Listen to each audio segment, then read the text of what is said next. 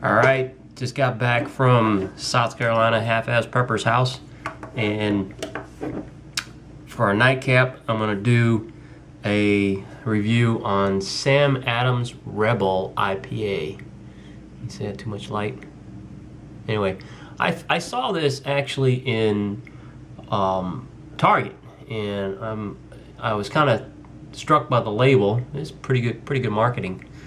It's kind of interesting label, but let's take a look at what they've got a freshness date of enjoy before July 2014. Brewed by the Boston Beer Company, Boston, Massachusetts, Cincinnati, Ohio, and Brenningsville, PA. I can't read that. Visit us at 30 Germana Street, Boston, Massachusetts, or call 1-800 blah blah blah. It is a Sam Adams product, Rebel IPA, West Coast style, brewed for the revolution. Revolution. Yeah. Okay. It says Rebel IPA is brewed with 5 varieties of West Coast hops: Cascade, Simcoe, Continental, Chinook, and Amarillo. It is everything we love about West Coast style IPAs. Big citrus and grapefruit flavors with subtle pine notes for a flavorful, refreshing brew. All right. It's got some hops down at the bottom there in the picture. And he also gave me creme brulee Southern Tier Brewing Company Blackwater Series, a stout brewed with vanilla beans. Ooh. I'll do a full review on this. I was going to drink this tonight, but it's quite a bit. Quite a bit of beer, 22 ounces. 1 pint, 6 ounces. So I'm going to keep this on ice and try to keep it as cool as I can on the road home. But looking forward to this. All right, let's open this up. If I haven't mentioned before, I'm sure I have, but for my buddy out there, Doberman's Rock, I'm still digging the Gerber multi-tool, buddy. Thanks again. This is a cherished treasure for sure. Don't need these right now. All right. Oh, maybe I do. I don't know. Bottle cap just says Samuel Adams. Samuel. All right. Let's check the pour. Yeah, it's a blonde. It's a blondie. Look at that head. Just for you, Hefe. Ooh. Yeah. My sniffer's not working so well. I got some allergies coming down south, but it's I can smell the citrus.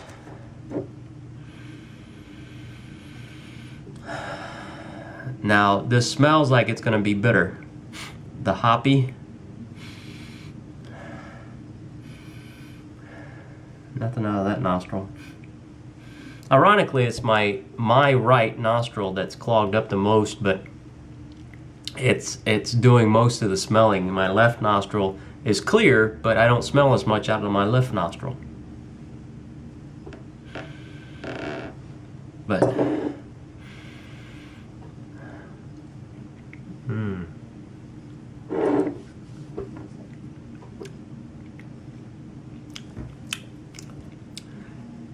it's very bubbly when you first taste it. You taste the carbonation, or you get the sensation of the carbonation.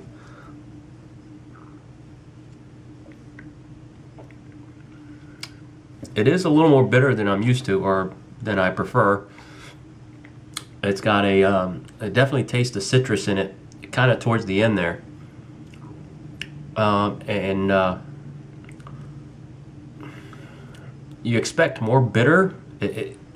It kind of takes you up, like it's gonna be really bitter, and then it plateaus out, and then that's when the citrus takes over, and then the bitter just kind of rides the citrus and the grapefruit towards the end. Yeah, I can't smell anything anymore.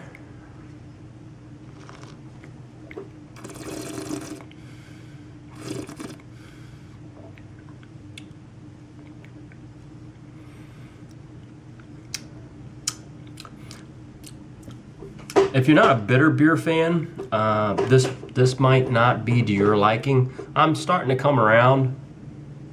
Either that, or either the allergies are kind of canceling out my bitter receptors, or I've just had enough of bitter beers lately that I'm getting used to it. But it still has more bitter than I prefer, but it's doable.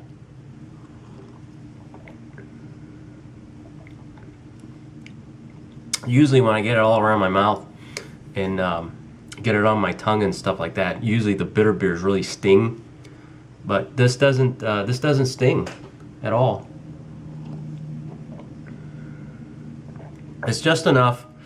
Now, I like drinking black coffee, and I don't mind the bitter in the black coffee, and this is just a bit above the bitterness quotient, I guess. I don't know if it has a bitterness quotient on this. What, I don't know, IBUs or something, international bitter units, whatever.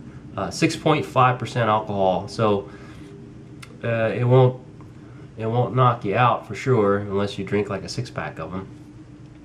But I'm full.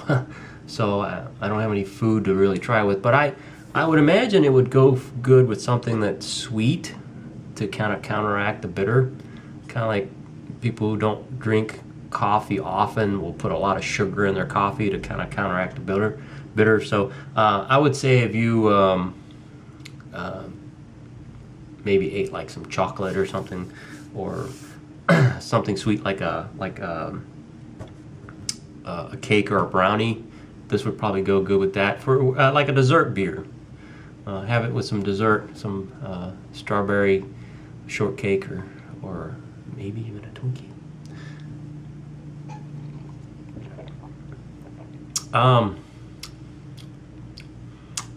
It's definitely a sipping beer. You don't want to gulp this down. I don't have a frosty mug, but I would imagine it would probably taste a little better with a frosty mug. And you can't really go wrong with Sam Adams. I like the Boston Lager. It's a sweeter beer, obviously, and it's not as bitter. This probably caters to the more bitter IPA people. You know, it's kind of marketed as extreme hoppy IPA, but if you want to venture into IPA, I would say this is a good gateway IPA to get into. It's not as harsh as some of the other IPAs I've had, like Old Rasputin here. Yeah, Old Rasputin is definitely a pro's. It's a good burping beer. Anyway, like I said, Old Rasputin is better left to the professionals as far as really bitter, hoppy beers. Actually, I had some Hopzilla. That was not too bad. I actually survived that one. I'm still looking for some Optimus Prime, but I know the beer place that I go to does carry it, but just not very often. So I'll give them a call periodically. But man, I've got this one. I've got the 3 more of the Great Lakes Brewing from Big Doug I have to do, and South Carolina Half-Ass Pepper gave me one that is very interesting. It's a sweet potato beer. I'm intrigued at that one. And then of course I've got some other local brews I want to try. So I've probably got about a week's worth of beer reviews to do. I'm no Ebomi, so I can't quite knock them out all in one day. So I'll probably spread them out over a month or something. But back to this, it's like I said, it's a good introductory beer to IPAs if you're not familiar with IPAs. But just know that real purist IPAs will have a bitterness quotient that will knock you off your feet. But this isn't bad. This is doable. In fact, I just did a review earlier. It was Straub IPL, and it wasn't good.